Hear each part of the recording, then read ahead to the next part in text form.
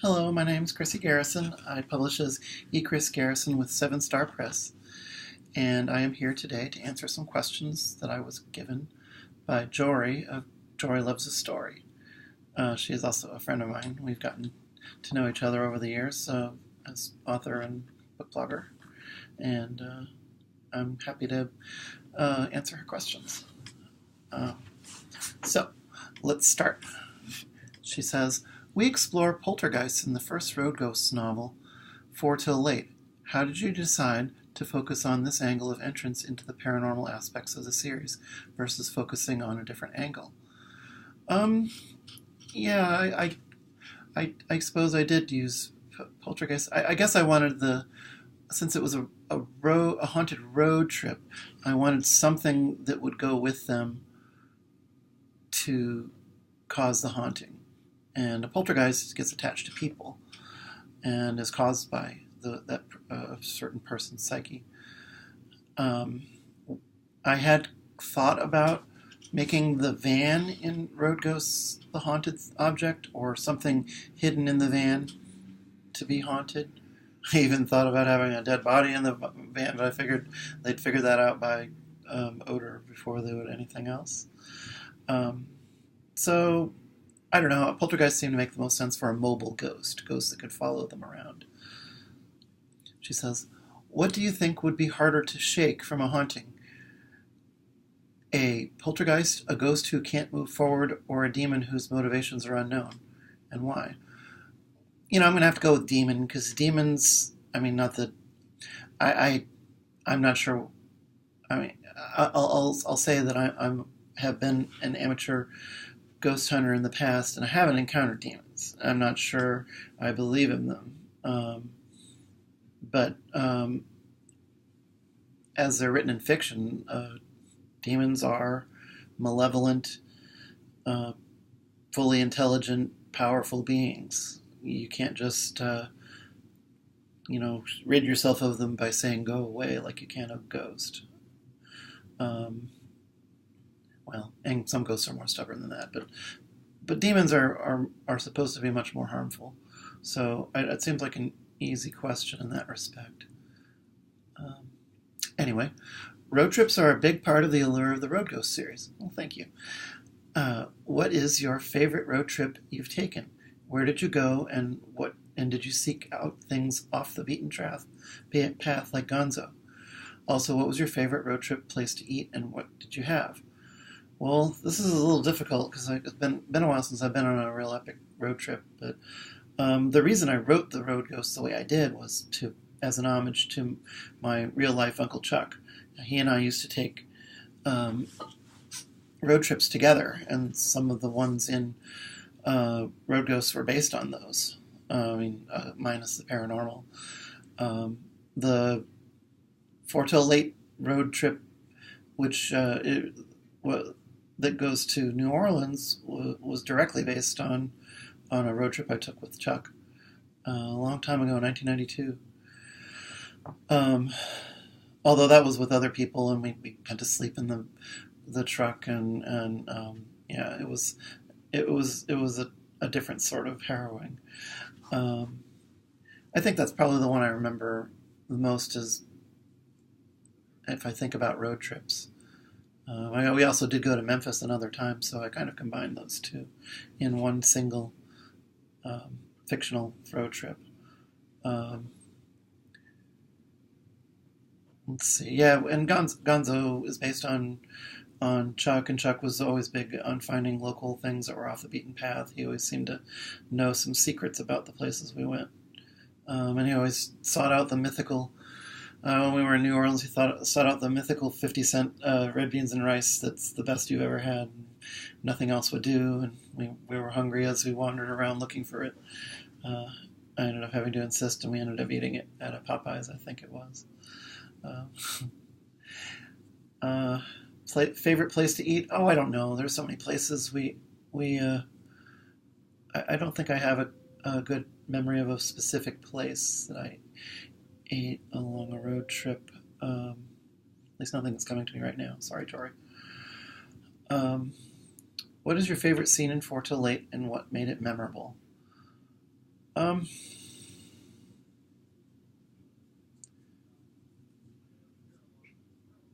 that's a really tough question. Um, I think the ones that stick out for me more are ones that are not necessarily favorites because they were hard. Like, when uh, the, the zombie trucker, well, sort of zombie trucker, had Brett and Liz in the back of the semi and was coming at them. That was intense, very intense to write, very difficult to write. I didn't like inflicting that on my characters, and I didn't. I wouldn't say it's, I don't get excited and happy when I read it. So I don't know. Most of the stuff with Liz in it is my favorite stuff. Like I know what I'll say. It was the Halloweening on Beale in Memphis that was my favorite part. Everybody's in costume. They're being silly. They're letting loose. They're showing a bit of their true character. It was fun. I think that's probably my favorite part. Just the characters letting loose, and then just before other things happen. Let's see. In Sinking Down, you explore the concept of a ghoul. Your definition of a ghoul also talks about differences between a ghoul and the undead zombies, as your stories parlay into the world of zombies every so often. What was important about reflecting this difference, but also to show a different perspective about ghouls and zombies? The main difference between ghouls and zombies in The Road Ghosts is that ghouls still have a bit of a living spirit in them. Not it's most of it's seeped out into the into the shadow world as a sort of ghost. It's a ghoul is a body that's only partially inhabited by a spirit. Um, I don't want to give too many spoilers here. The only real zombie I think in all of my books were the times when the demon inhabited a completely dead body, or body that had died. So those aren't really your standard zombies. Those are sort of intelligent hauntings of a corpse. I just had the characters refer to them as a zombie. I mean, in the Tipsy Fairy Tales, I have some fake zombies that were people who are, kind of almost like the original concept of a zombie, somebody who's lost their free will. But the ghoul is, I wanted to make a distinction between ghoul and zombie because I wanted to have the concept of a bit of living soul, somebody who could maybe be not redeemed, but healed, brought back, or is somewhere with one foot in each world.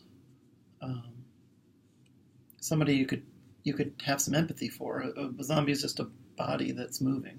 It's not there's nothing of the original person left in them. A ghoul is more empathetic.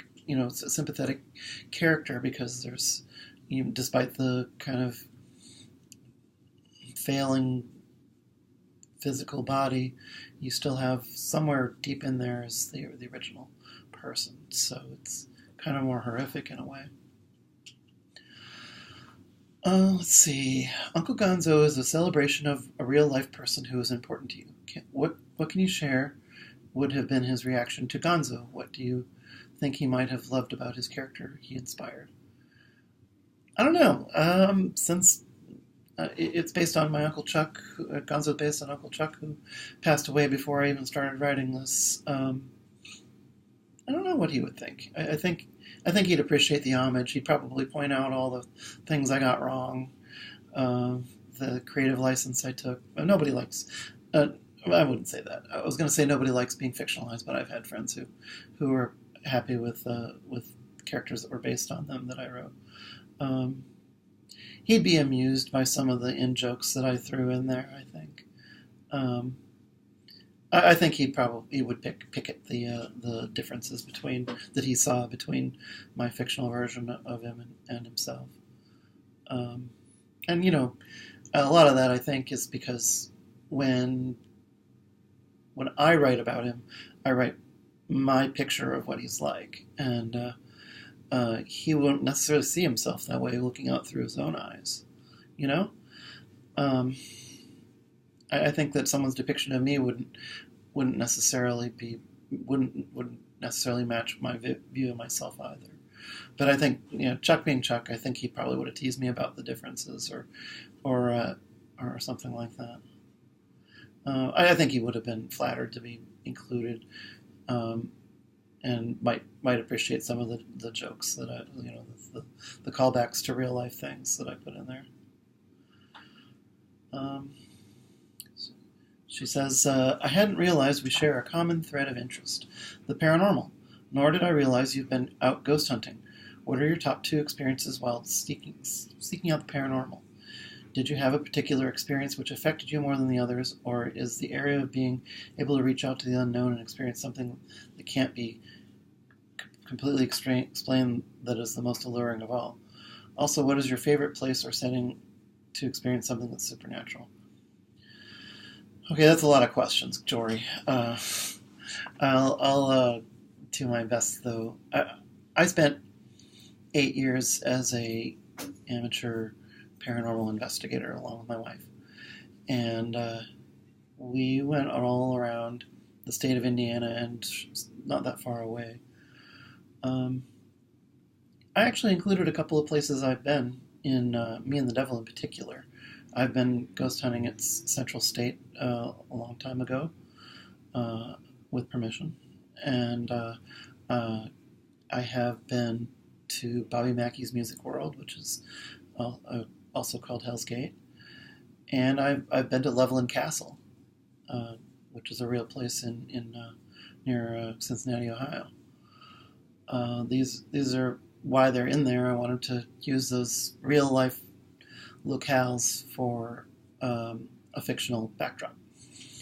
And of course, I greatly exaggerated the events in those places, but I did use them as a base. Favorite, I think. Well, Central State's the one we keep coming back to as sort of this holy grail.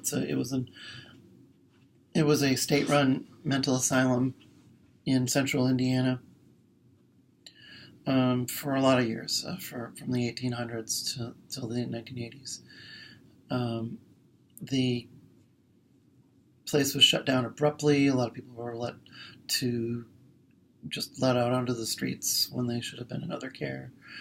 There are lots of stories of abuse that happened along its history.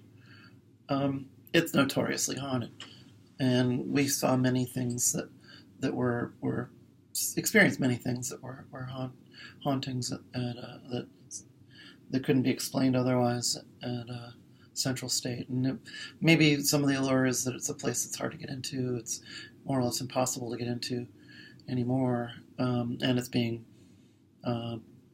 completely rebuilt as a new development now.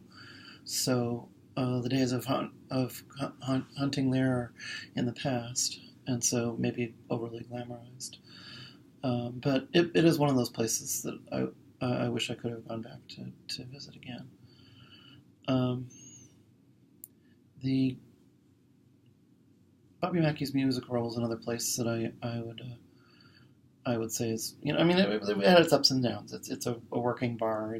There's no music there. There's a lot of disturbance there as far as, it being an active, real life place, not a old abandoned place. So it makes it more difficult to ghost hunt. You have to go when there's not people there. And we had a lot of personal experiences in that place, and I've had a bit of minor evidence crop up there that was kind of interesting, where I actually measured unexplained battery drain in that place in a dramatic way with a device I'd built. Another favorite place is the Hannah House in Indianapolis. There's a lot of stories about that place from over the years, and we've had some pretty neat evidence come up where several things happened at once that corroborated one piece of evidence with another. Um, anyway, let me move on. Jorie asks, I truly love the historical romance within Spectral Delivery. Would you ever consider expanding on this thread and perhaps writing either a novel or novella which develops the fuller backstory of those two characters? What inspired that part of the plot? I don't remember what inspired it exactly. I really wanted to have it was a Valentine's Day story, and it was going to be a haunted one. So I thought, how about a romantic haunting? People are reaching across from one world to another to show their love, not letting death get in the way. I don't know that I could work it into another story. I'm not a romance writer. That was a one-off for me. I don't know that I could write about those characters as in a historical context, and enjoy it anyway. I'm not. I think the answer is pretty much no. I don't think I'll revisit them. Maybe in a short story, but I don't see. They're only there because I wanted a romantic ghost plot for Enid to see through Brett, and show Brett doing good things for the dead and living that need each other, using his ghostly powers for good. But I'm glad you enjoyed that part. Let's see. What was the hardest part about showing the evolution of growth for Brett while writing Me and the Devil? The part where he had to almost lose everything he held dear, his friends who were his family, or the anguish he had realizing he had to face himself in order to sort out how to move forward. The hardest part was writing Brett and Gonzo at odds. I drew on a real life disagreement, real life quarrel I had with Chuck for that, and so I had to revisit bad memories and putting my characters through that hard place, having Brett feel like he'd lost his best friend, having Gonzo feeling hurt because he thinks that Brett is acting out in a way that Gonzo thinks he's lying about, or at least he isn't willing to accept the explanation that's given. Gonzo expects Brett to own up to his actions and not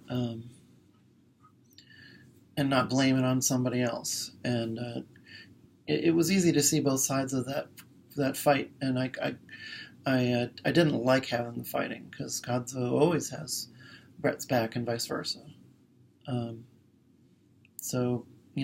I pretty keenly felt the isolation that Brett was going through as I wrote that. So that was definitely the hardest part. But yeah, that was part of the plot of Me and the Devil, was Brett has to lose almost everything before he can, and confront himself before he can get it back. Let's see, what is your favorite part about the friendship between Gonzo and Brett, as the two are close in age, yet they give the illusion that one is older than the other? Yeah, so Gonzo's based on my real life uncle who was only 5 years older than me. That age makes more of a difference at a younger age. So I imagine that the way I picture their friendship beginning was when they were younger, when Brett was in high school and Gonzo was in college, or somewhere like that. And the uncle part was when that age, kind of small age gap, meant something more. And he keeps that as a nickname. And Gonzo continues to try to do the big brotherly, uncle type role for his younger friends because he's older than anyone in the group. Maybe much older than, say, Sky or Franny. The favorite part of it, I don't know. I guess I love the banter they have going back and forth. Brett's just so serious and Literal Minded, where Gonzo's goofy and wants to let loose, and the tension between the two is just fun. Fun to write, fun to read. I just like their friendship. Like a lot of the friendships in these books. Of all the secondary characters, the one who stood out to me the most was Liz. Me too. She seemed to be the one character you loved to write about. How did you build the quirky bits of her personality while giving her an edgy sense of style? Is she a composite character or someone you just had a heap of fun developing? A little bit from one column and a little bit from another column. Liz is a fictional character. She's one of the most fictional characters in here. She was vaguely at first based on somebody I knew in an online community who I got to meet once in person.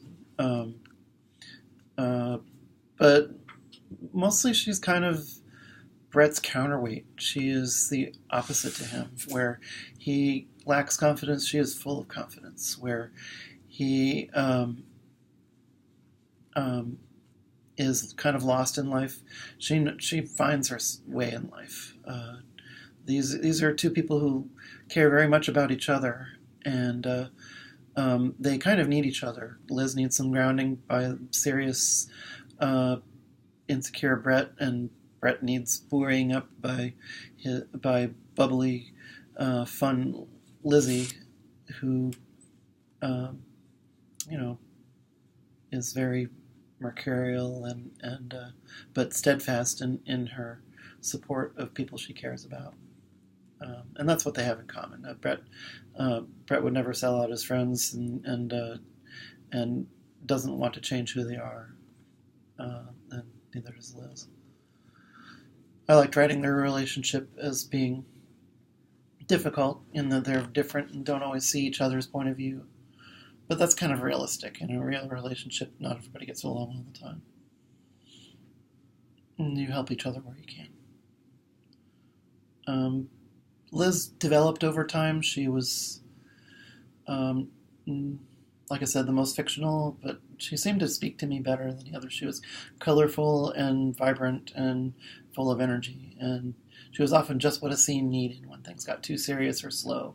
Lizzie would pop up with something bright and funny to say, and she would instigate in her own way to move everything forward instead of holding back. And she's kind of an opposite to Gonzo as well. Now that we're talking about them, as Gonzo doesn't want to believe. He's a very material world sort of person, where Lizzie has her head in the clouds much of the time. Let's see. When you initially wrote Sky into Sinking Down, were you already conceptualizing the tipsy fairy tales at that junction, or did the revelation come later on? I know you had written the entire Road Ghost series ahead of Seven Star Press publishing them, but I wasn't sure if you had planned the two series to hug close together and be companions. No, I mean, Sky was a character that was meant for comic relief and as a sort of surprise way for the... I don't want to give away spoilers, but she was meant to be funny. She was based on somebody I bumped into while trying to write my book, who distracted me for a while. That character took on a life of her own, like Lizzie's did. The Tipsy Fairy Tales are a spin-off of Road Ghosts. They're not, even though technically Blue Spirit takes place after Sinking Down, but before Me and the Devil. They were written. The Blue Spirit was written after the whole Road Ghost was over. I just picked the character I thought could be the most interesting out of the secondary characters to become a fully fledged main character. I thought I wanted to write something funny and to do with fairies, and so Sky was a natural choice. Let's see. So no, I mean, I did intend the series to dovetail with each other, but I wasn't thinking of Tipsy Fairy Tales until I was already done with the Road Ghosts. She says, once the Tipsy Fairy Tales concludes in the third installment, what do you project will be your next series? Or are you going to start to explore short stories or novellas? What can you share about the future releases you're interested in exploring next? Also, will one of the secondary characters from your past novels or shorts be expanded into our own storyline? Okay, this is another bunch of questions, Jorie. So I am slowly working on the final Tipsy Fairy Tales book, Mean Spirit. But when it's done, well, let's just consider the Road Ghost universe first. Will I revisit it? I may revisit it in short stories. I might. I don't have any plans for another novel. I did have an idea at one time of doing, the one character I would revisit out of all this would be Franny, as she really changed the most throughout the series of almost any of the characters. And she has a superpower that's kind of similar but not the same as Sky, and she'd be more suited to more paranormal ghost sort of stories rather than fairy stories. But I haven't no stories come to me on that yet. I suppose another character I would continue with is Enid from Spectral Delivery. She's already also starred in a crossover short story I did for a holiday anthology called The Gifts of the Magi. Was the anthology, and the story was Christmas special, and that involved the Transit King and Gonzo and Enid and a few other mentions. It was a fun one to write. I wouldn't call it a ghost. It was more of a Tipsy Fairy Tale story that Enid came into, even though it had Gonzo in there. I could write more with Enid. She's a good outsider for different situations. I have written short stories over the years, and I have a collection that I called Alien Beer and Other Stories, and I just put that out last year. I'll probably write some more short stories. I've thought about doing a lot more flash fiction, which is something I enjoy working on, just for the length and the impact of the stories. It's just, but I also like writing novels for the big, longer view plots and more character development. I might even do a combination of those where I'll write a novel that's just instead of chapters, it has a collection of interlinked flash fiction. I don't know, just an idea. I can't say that I'm done with the Road Ghost world, but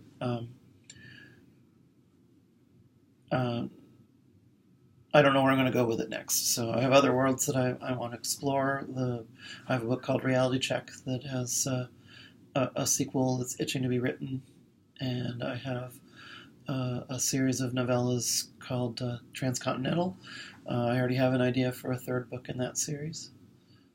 And I would kind of like to write some more shorts. So, anyway, paranormally speaking, she says, what talent would you love to have for yourself? Telepathy, telekinesis, precognitive awareness, second sight, or another talent altogether?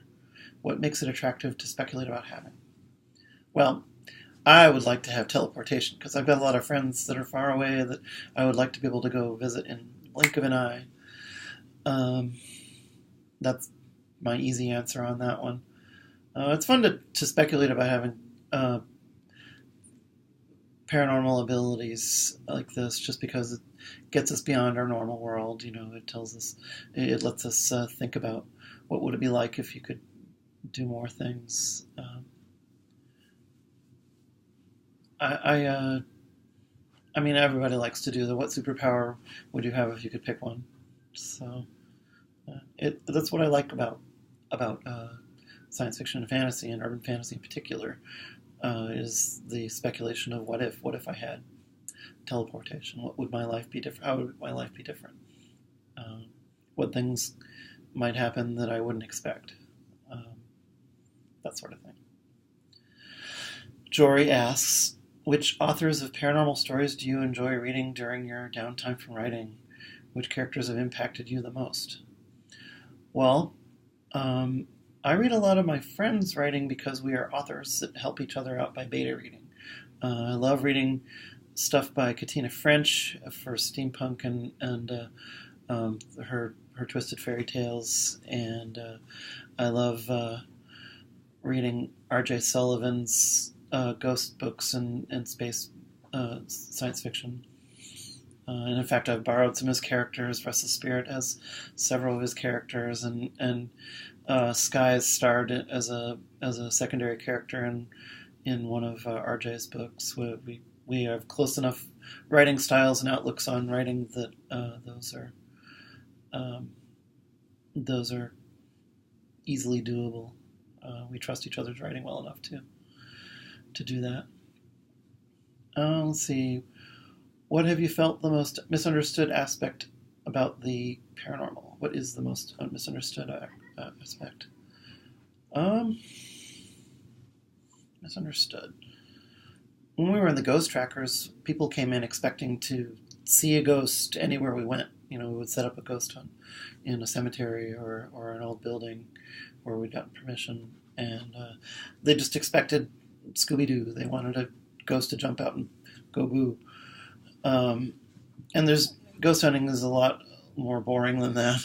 You sit in places for a long period of time. You ask questions of the air. You take readings off of various instruments, and you put that stuff all together later and see what you can find. You might get a whispered voice on a recording.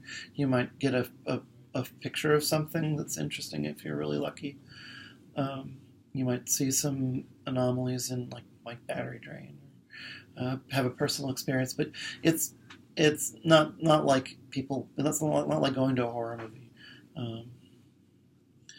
Let's see. Of all the places you've traveled, where did you personally feel is more paranormally inclined? I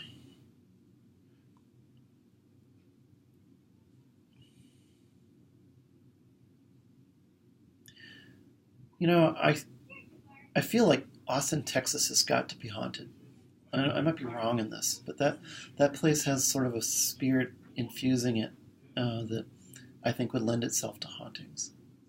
Um, I might write a story set there sometime. Um, that's a good idea. One aspect of your stories I applaud the most is the fact that you're never graphically explicit with the horror elements. How did you decide to craft your urban fantasy and the paranormal elements within them through a more psychological, suspenseful lens, a perspective than a graphically intensive one? In essence, you took the more Hitchcockian route, which I love the most to discover. Well, thank you. I have to blush being compared to Alfred Hitchcock. I did read a lot of his stories when I was young. Um, I don't like graphic stories myself that much. I watch Supernatural and it's very graphic, and I have to kind of put my glasses down to when the really gross stuff happens. But um, I don't favor graphic depictions of gore or violence or bloodiness. I also didn't set out to write horror. I originally set out to write a haunted road trip. I did intend to have suspense in there. I did intend to have fantasy. Urban fantasy is what I was going for, except instead of vampires and werewolves tearing people apart, I wanted to have ghosts and demons and other less common monsters. And I guess I didn't so much set out to not be graphic as just disliking that sort of thing, and the story reflects my feelings on the matter. I like to get in people's heads. I like to get to know my characters. I want you as the reader to get to know the characters.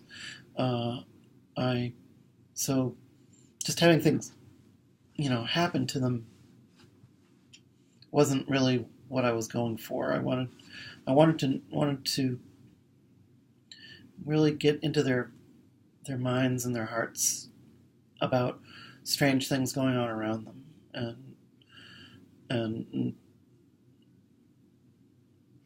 have suspense and mystery and some I don't know, and some fun too. I mean, I put a lot of humor in these.